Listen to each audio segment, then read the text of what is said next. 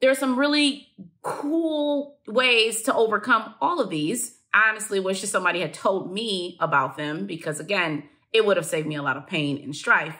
But let's talk about them.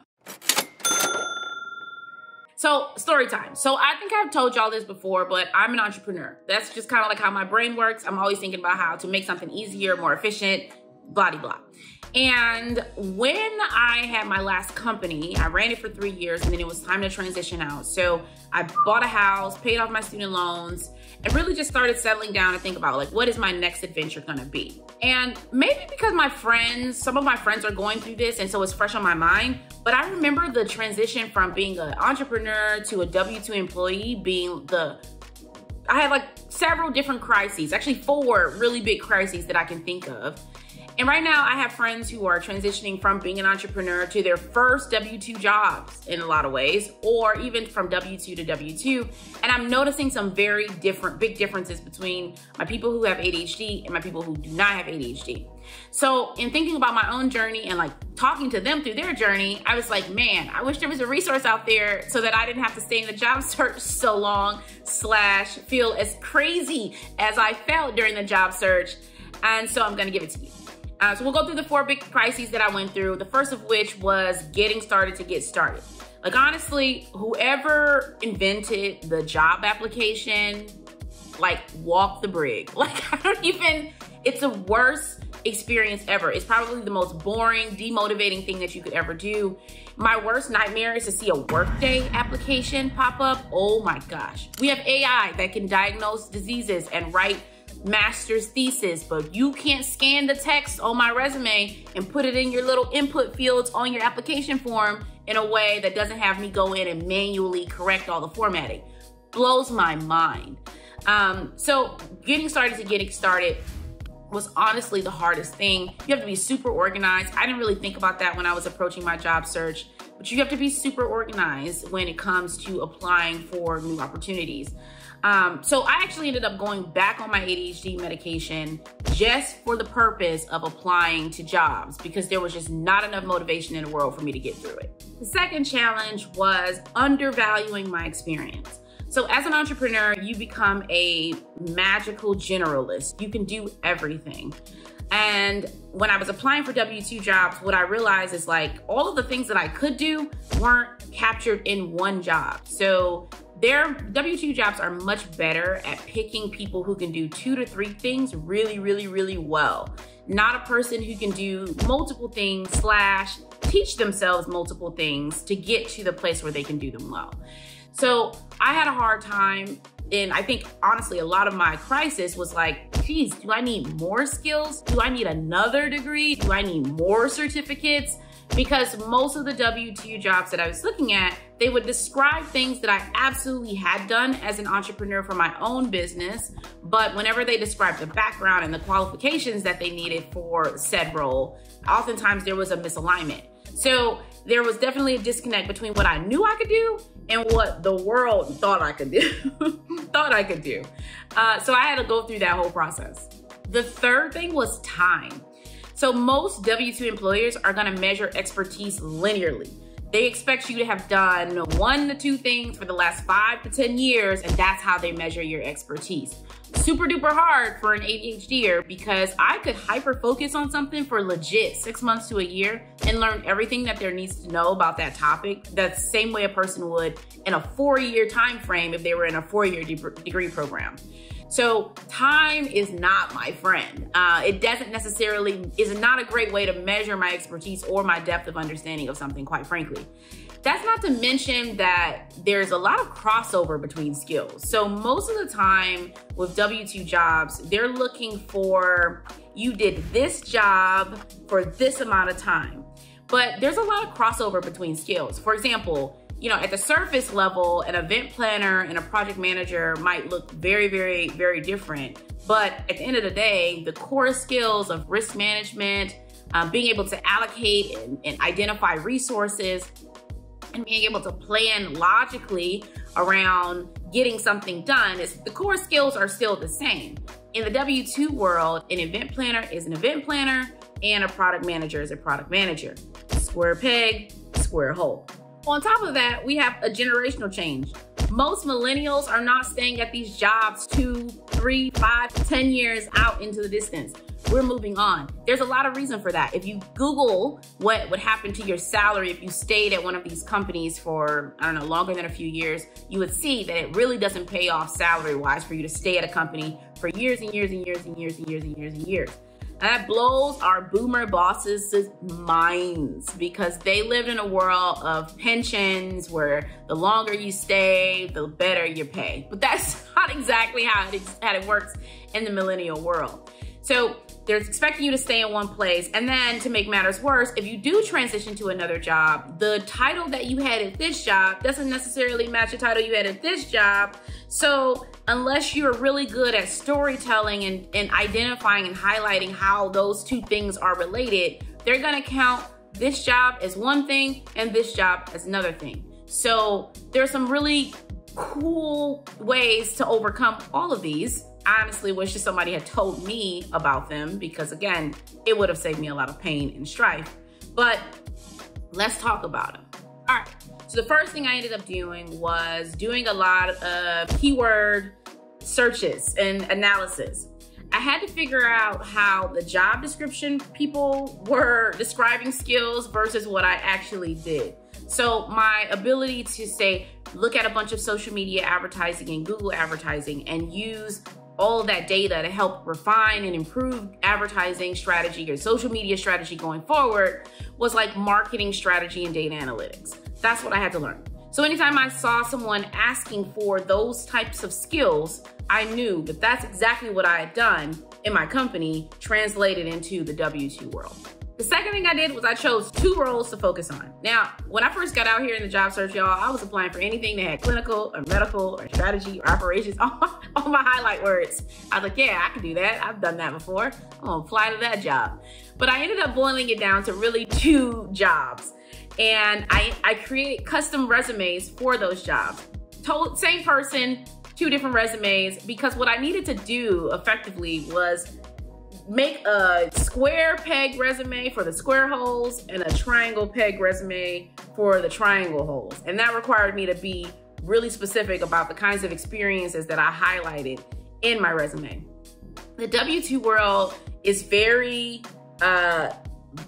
linear, in the box kind of deal. Doctors do science, business people do strategy. If you're a type of person who does both, those kinds of opportunities are typically reserved for your director or, associate director levels. I didn't have the time and service at the time to qualify for any of those director or associate director levels, no matter how much I had done in my own company or, in product management as a freelancer. I didn't have the time and service. The gatekeepers were not having it. So to overcome this, what I had to do was kind of build a paper trail by creating resumes that would help me get the jobs leading up to those things so that when I did apply to them later, I at least had some sense of the time that they were asking for in the job descriptions for the roles that were a little bit more multifaceted. Third, I changed my resume bullets to not just describe what I did, but the outcome, the impact of what I did. My reason for doing that is, as an entrepreneur, I don't want marketing strategy on my resume to look the same as it does for someone who's been in an established marketing division. I built a marketing division from the ground up, so I want my flowers, okay? So I need my bullet about my marketing strategy and the outcome of my efforts to look a little bit different. That can also help overcome some of the time issues that us ADHDers face, because the truth is, you could have gotten in that role and just totally rocked it in a short period of time. And that's the best way to highlight that if you don't have that 5 to 10 year time frame to tell a big story. And then for probably the most game changer thing that I did for my job search process was I removed the dates of my graduation from my resume, my LinkedIn, any professional site I can get my hands on. Now, this is a little bit more challenging for me because I had articles and things that were written about what I was doing in my company. And to some degree, you can kind of extrapolate when I may have graduated from some of those writings. A little bit easier with the name change, kind of starting all that digital present stuff over, but needless to say, still a game, still a challenge. My reason for doing this is I noticed when I was interviewing that anytime I was talking to someone who was in the boomer generation, if they saw that I had accomplished anything or did anything during the time frame that I was in a degree program. So for example, I started my company when I was in my MD MBA program, they immediately would dilute it or water it down to be like a senior capstone or a project. These are the kinds of words that would come up. And I'm like, no, boomer biscuit head. I had a freaking multinational remote team representing 5 different countries. I had payroll and big girl bills. This was nobody's senior capstone or project. This is a real entity that I paid taxes on. We had real customers. We had real business. So I took those ages, those years of graduation off, and I just left them. Honestly, no one ever really asked about them.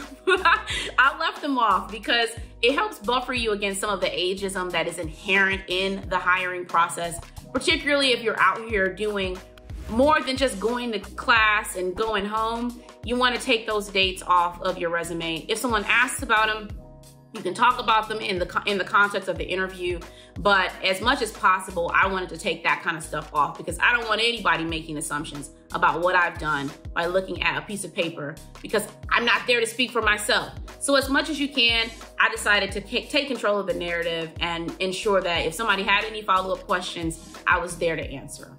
Now, as my ADHDer community, most of y'all are listening to me talk about this and you're like, preach. and I get it. Because most of us fall into a category that I didn't even know existed called multi-potentialite. If you don't know about it, haven't heard about it, I'm gonna drop the TED Talk in the in the description at the bottom so you can read it, watch it, because it actually was a bit of a game changer for me and it made me feel a lot, less worse about myself and the way that my life is structured. So multi-potentialite is basically someone who doesn't fit neatly into any career path or destiny path as it relates to job and career. And a lot of that is because they have interests in a variety of different areas or they're good at a variety of different things. The thing about having hyper-focus and hyper-fixations is we get to explore a lot of different things. We get to learn a lot about a lot of different things. And typically that's not the norm. Folks just find a few things that they really find interesting and they go hard for those. So as an ADHDer, you're likely a multi-potentialite. So when you're going out into the job search, you're already having a hard time figuring out what is it about me that's employable, or where are my skills relative to what everyone is looking for.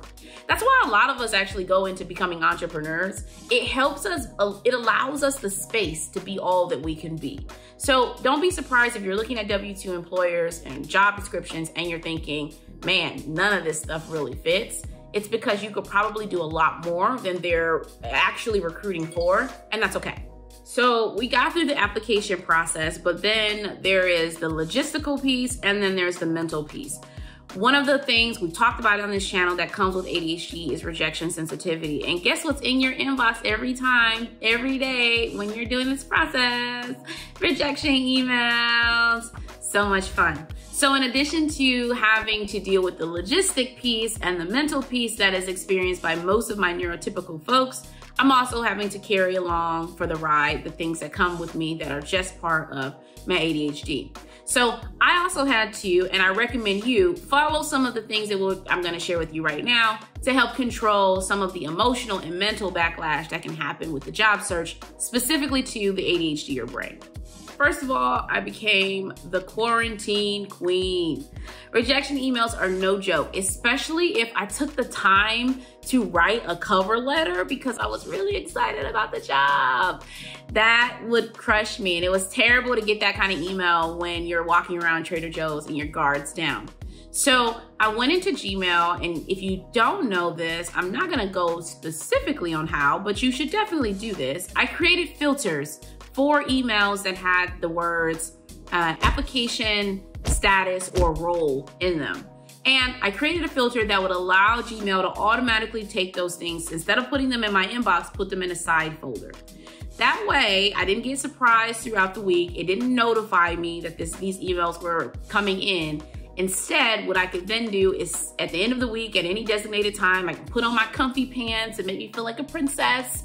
I can give me a glass of wine and I can go through those emails one by one when I'm better able to prepare for the rejection and all of that. So I definitely recommend you quarantine some of these emails in this process because it could be a lot to get them, honestly, over and over again. The second thing I did was I kept an I'm valuable list. The I'm valuable list used to be the I'm productive list, which is basically just a list of things that I had completed over a day or a week or a month. But I actually blew it way out because I realized the relationship that I have, my productivity has on my self-worth. I'm working on that in therapy, but for now we can just lean in. And I decided to use that to my advantage. So the I'm valuable list not just says what I did or what I accomplished, but it also says like when it happened and then what was the outcome of that thing / how did it make me feel? And it lists all of those things out. So if I got a rejection email that was particularly hard to handle and I started to get discouraged, I could always go back to that list, see all the things that I had accomplished or experienced or that I was proud of or that made me happy or, you know, all those other things and reflect on them in a way that would bring me out of the spiral of doom that can sometimes be the job search process. And then third, I decided to try to outsource my talents and my interests as much as possible. So as I was going through this process and I was carving up different pieces of my life to fit into the square peg and the triangle peg and the circle peg, I started kind of getting bitter because I'm like, you're getting like all of my time during the week and I only get to be like 20% of myself.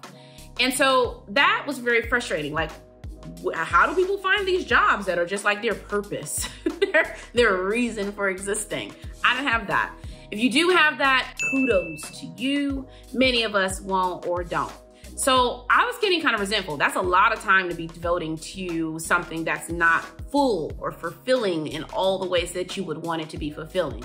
Your job just is that. It's just a job. It doesn't have to be your end all be all, your everything. It really doesn't. I know we talk about career versus job. I know we talk about that, but sometimes in a lot of ways, the two have started to feel kind of similar to me. And more different only in a philosophical way. So a job can just be a job. That being said, having that awareness that I was gonna need to outsource a lot of my interests and talents made me approach the job search a little bit differently. I started asking really intensive questions to my potential employer around work-life balance and respect of employees' time. There were jobs that had required a lot of travel or travel on the weekends. I wasn't applying for those because I needed my time for me to just be me and get to explore the things that I wanted to explore. So that was huge for me. Now, on a related note, the job that I actually ended up taking when I first left my company and was transitioning into W-2 employment, I actually recently quit that job for very similar reasons. And they wanted me basically to shut this YouTube channel down. And I was like, And so I quit that job for very similar reasons. My logic has been, and this may or may not resonate with you, but my logic has been, there's not enough money that you could pay me to sacrifice being everything that I want to be and everything that I could be for this one moment in time. So quit that job, working on a lot of other things basically and working back for myself. But I encourage you to think about that and outsource some of the things that you're good at. So that was how I approached the job search. Those were the things that were hardest about it, and ultimately those are the things that helped me overcome them. I'm curious how much of this story relates to your own job search. Love to hear from you in the comments. See you next week. Bye.